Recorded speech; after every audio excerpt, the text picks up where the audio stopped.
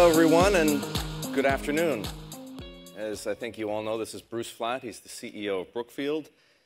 But Bruce, I wanted to begin by telling everybody here a little bit more about who you are and who I am.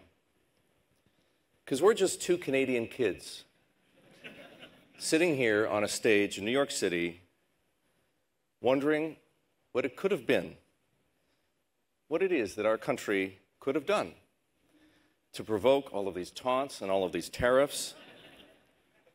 Because Canada is it's a gentle place, it's a polite place, it's a beautiful place. Okay, doesn't spend 3% of GDP on defense, but otherwise, it's a pretty inoffensive place. Our compatriots, Bruce, our friends, our families up north, are stunned that this is happening. Are you? I have no comments.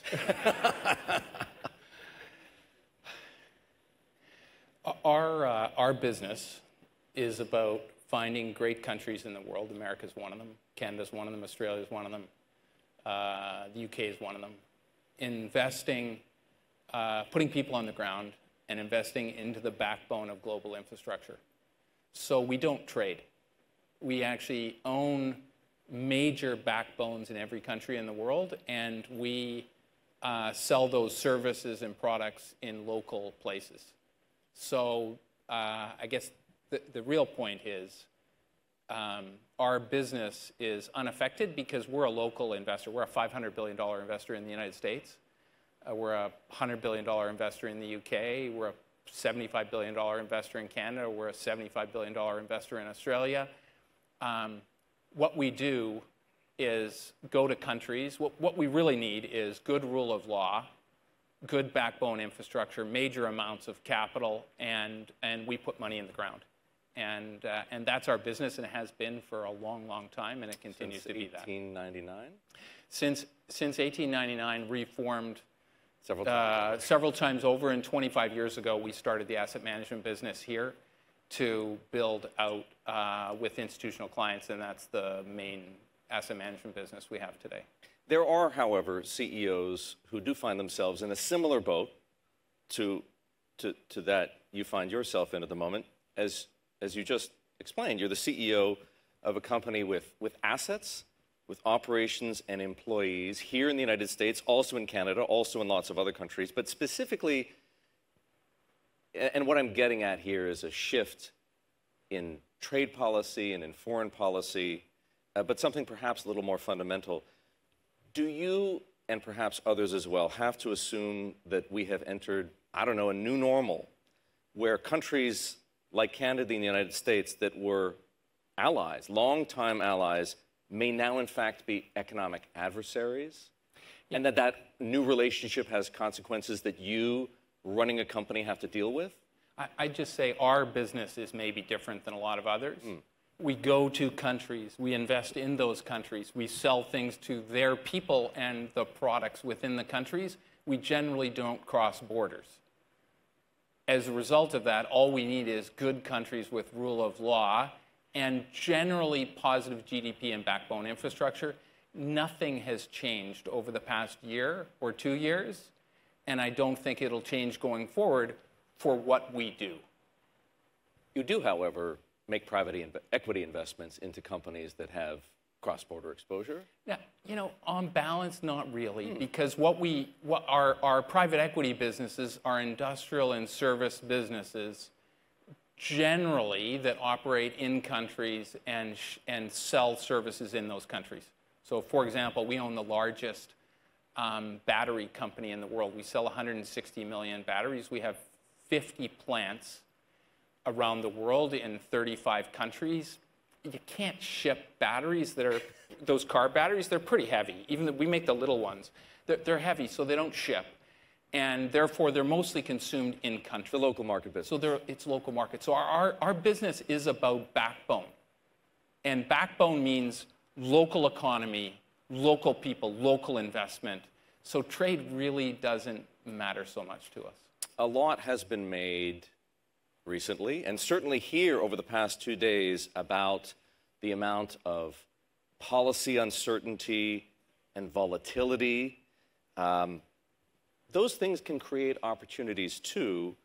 Just yesterday, we saw BlackRock lead a $19 billion deal for control of a global ports business, and most notably, of course, that deal includes 2 facilities in Panama that the Trump administration had targeted because of their Chinese ownership.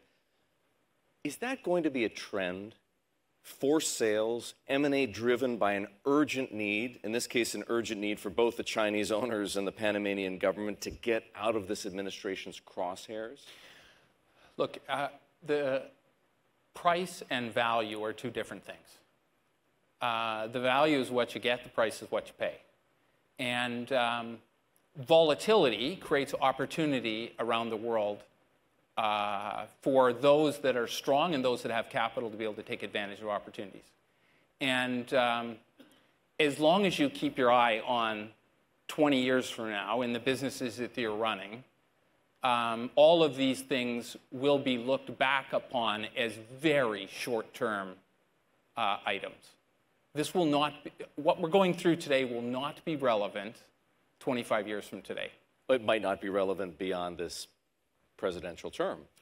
I'm just telling you, 25 years from now, we're going to look back and it won't be relevant. You're thinking on that time horizon? We always think on those time horizons. Everything we do... Not everybody here can afford to think like that. Everything we do, or why we're in private markets, is because we buy things for long periods of time. And either we're going to hold them, or it's in a fund where we may have to sell. But what we need to do is to prepare the investment for the next owner that they will accept the next 25 years. And that's really, really important to keep your eye on the long ball. I know that you are certainly competitive in your industry, competitive as an individual. Sometimes the how of the deal-making process is important. The deal that I just mentioned, this $19 billion deal for these global ports, originated, as we understand it, with a pitch by Larry Fink, of course, who is a peer of yours, who runs BlackRock, directly to the White House. And again, thinking only in terms of the next 4 years, not necessarily 25, from a competitive standpoint, is that the kind of thinking that you have to be operating with in order to be competitive, in order to win? You know, that kind of access and that kind of, I think, under the circumstances, deal-making creativity? You know, we're building the Intel fabrication plant for $32 billion in Arizona. We just signed a $12 billion Microsoft power contract to build renewables for them, largely in the United States. We just did a large deal in Germany with Deutsche Telekom, with their telecom towers. We just signed a AI deployment data center business in France with the French government for $20 billion.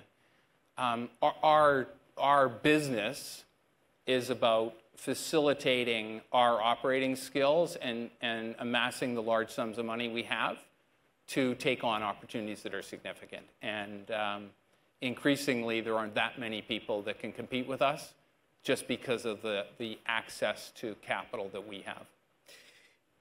You're right. There aren't many people who can compete with you. There were few, however, right? Some of them started in different places. Brookfield, for many years, was known as a huge player in real estate and infrastructure, and now, of course, you're also huge in private equity and credit and renewable energy and insurance. But the others, I could name some of them, you know who they are following a similar playbook, right? Trying to give clients everything they could possibly want under one roof, concentrating more and more LP assets. It's been great for your stock price and for their stock prices. Is the future more of the same, which is to say more concentration and more convergence, the biggest firms getting not just bigger, but more alike one another? Or will there be a divergence at some point with, say, a Brookfield and perhaps another firm or two going in one direction and everybody else going in another? I think over time, if you look at financial services, there's always opportunity for niche players. And there will be always that around the world. But there's increasingly concentration within large-scale players, which, as you note, are probably 5 or 6 today. Maybe it's 7 or 8 over time. And those large players look similar, but they're not exactly the same. And it's how they developed the access, the capital that they have available to be able to deploy their businesses. So they're similar, but then they're not exactly the same. And it's not that one is better than the other. It's just they're a little bit different for various reasons, probably that developed over 25, 30 years. One of the big differentiators in your industry now is insurance, a huge growth engine for alternative asset managers as a group, Brookfield, of course, included. Why is that business so appealing? Why is it growing so quickly? Look, one of the last businesses in the financial services industry that had not, it's now turned on its head. We're in the business of, in our insurance business, is finding low-risk liabilities and maximizing the asset value that we can generate on the asset side of the balance sheet. Historically, insurance companies made money from insurance and found somebody to invest their money. So the model's almost been turned like this. And our special ingredient to all of this is that we have $150 billion of capital at our parent company. We've put almost $20 billion into the equity of our insurance business, which we've just sold assets and put that money into the company. And we will continue to do that to build out the business over the next 10 years. So because we have $150 billion of tangible capital, we can grow that business very significantly. And it both helps facilitate, of course, earnings in the insurance business, but drives our whole asset management franchise as well. So if you were to take the $20+ billion of equity that you have in that insurance business now and add 100 plus? You know, it ultimately could be all the capital we have up top, which is $150 billion. That would turn it into an insurance business with what in the way of assets? It would just be turned up this way. It would be an insurance business owning our asset management and our investment operations, which is really what Berkshire Hathaway is. It's an insurance company that owns investments. Increasingly also what Apollo has become. Yes, they don't have an extra $150 billion of capital up top. But yes, exactly. So if you execute on that plan and we compare Brookfield with Apollo, because it sounds to me like it's at this point or going to be a very useful comparison, what do the two look like at the end of the day? Look, our business has a very large asset management business, which is $1 trillion of assets under management, a large insurance company that's getting bigger, and a very significant pool of cash and assets that can be turned into cash. What we do with those assets that can be turned into cash, we'll decide over time. They may go into our insurance company if we can find opportunities, or we will redeploy them into some other financial services business, or we'll just keep buying stock back over the next 20 years. We'll have to see where it goes, and it'll all depend on opportunities. Bruce, you recently predicted that there will be more consolidation in the alternatives industry. Will Brookfield be a buyer as well? We are at the point where we almost have everything that we want. We have a few very simple metrics for things that could be additive to us. But if something can be additive to us, that we can bring something to a group, and that culturally we can see eye to eye and be partners, we might add in other businesses into Brookfield Asset Management.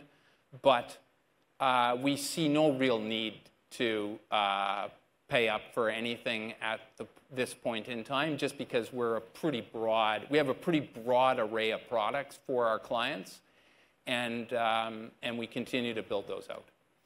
I do want to take a minute and talk to you about AI, in particular because infrastructure is quite obviously to all of us becoming one of the gating factors in the growth of AI. Hundreds and hundreds of billion dollars being committed to AI infrastructure. Brookfield is a player. What's your commitment to date, and what role do you see yourselves playing over time? So we are the largest private builder of renewable power in the world.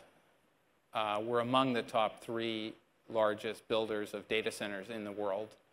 And we're continuing to morph the model into funding compute capacity for the technology groups.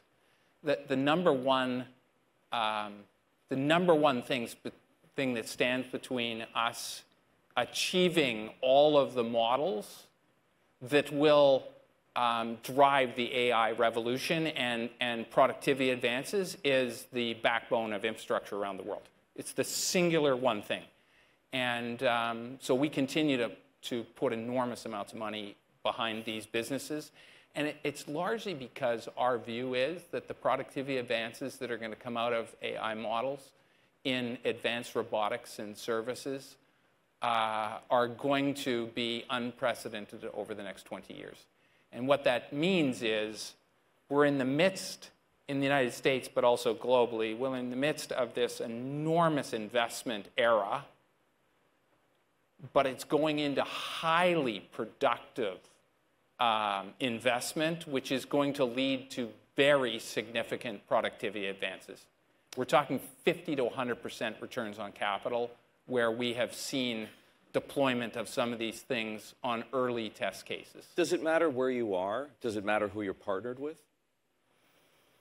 Firstly, what's really important and why this is so exciting for our business is it's not if you have a model today, it's whether you have compute capacity, which requires data centers and power. And that's what's super, super important, and that's what's going to matter in the future. So we're spending, like, all of our capacity is committed for 20 years. We haven't even built some of it yet, but it's all committed for 20 years. We're entitling new sites around the world, but in particular in the US, which is going to be used for artificial intelligence models and learning, and this is very, very significant investment. Much of this is being powered by renewable energy. Brookfield is a giant in renewables. Until recently, you had a high-profile chairman in that business named Mark Carney.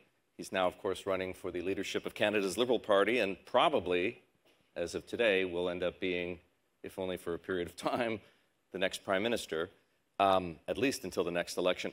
What can you tell us about Mark? You've seen him run a business. Would he be good at running a country?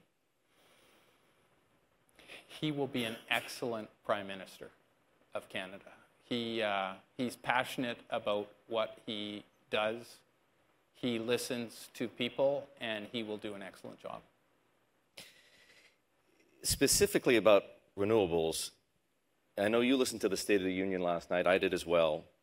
The president spent a fair bit of time talking about his achievements, among them, killing the federal EV mandate, bringing back drill, baby, drill to the oil industry. Does this, in your mind, pose a setback for renewables, to the energy transition, to transition finance, where Mark himself and Brookfield play an important role, and ultimately to decarbonizing the atmosphere? So, remember, oil is used in cars and planes. It's not used in power. We were always in favor of oil. Gas is used in power, though. Gas is used in power, and we were always in favor of gas because we need gas as a bridge fuel, and we're exporting it, and countries around the world need it to get rid of coal. Third, and this is really important, in the United States and in most countries of the world, solar and wind are the lowest cost power there is. When you have the lowest cost power, people buy it from you. Today, people just need power. They need any power. They need power from solar, they need power from wind, they need power from gas, they need power from nuclear, they need it from everywhere because we're going to double the electricity stack in the next 20 years, and it's impossible to get there without all of these. So I think what's being done today is smart, but it doesn't matter for renewables. It's all still getting built. There's only one thing standing between us and lunch, and that is the last word from Bruce Flatt. Bruce, with somebody who looks at the world with a 25-year investment horizon, at a time when so many people, perhaps some of you in this room, might be uneasy, freaking out perhaps, about the state of things, what's the single most valuable piece of advice you could give them? Stay focused on the long ball. Nothing else matters. There you have it, folks. Bruce Flatt.